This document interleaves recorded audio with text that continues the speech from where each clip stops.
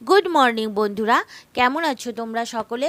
আশা করি তোমরা সকলেই খুব ভালো আছো, আর আমি কিন্তু বেশ ভালো আছি।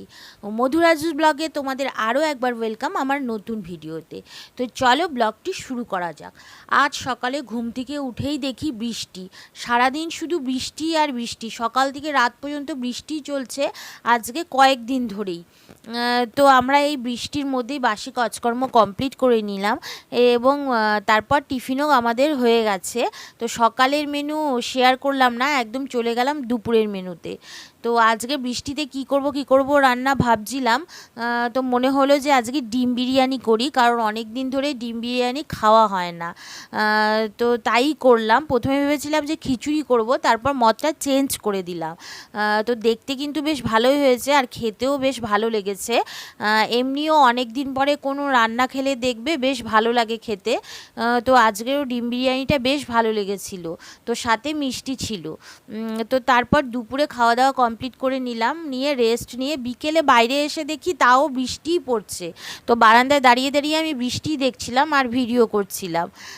তো এরপর সন্ধেবাতি দিয়ে সন্ধে হয়ে গেল, তারপরে আমি সোজা চলে এসেছি রাতের রান্নাতে।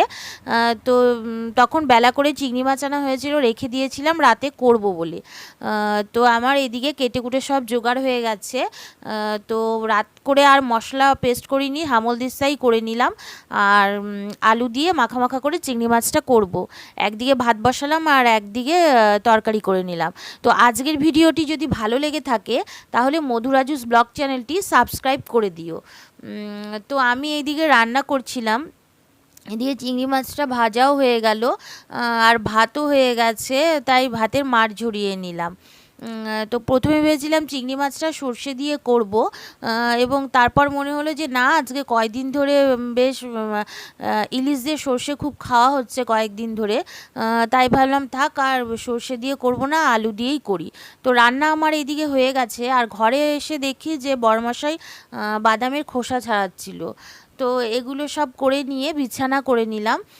তো করে ফ্রেশ হয়ে খেতে বসে পড়লাম। তো দেখতে কেমন হয়েছে তা তোমরা কমেন্টে জানিও। আর আজকের ভিডিওটি এখানেই শেষ করছি। যদি ভালো লেগে থাকে তাহলে একটি লাইক করে দিও। তো তোমাদের সাথে দেখা হবে আবার নেক্সট ব্লগে।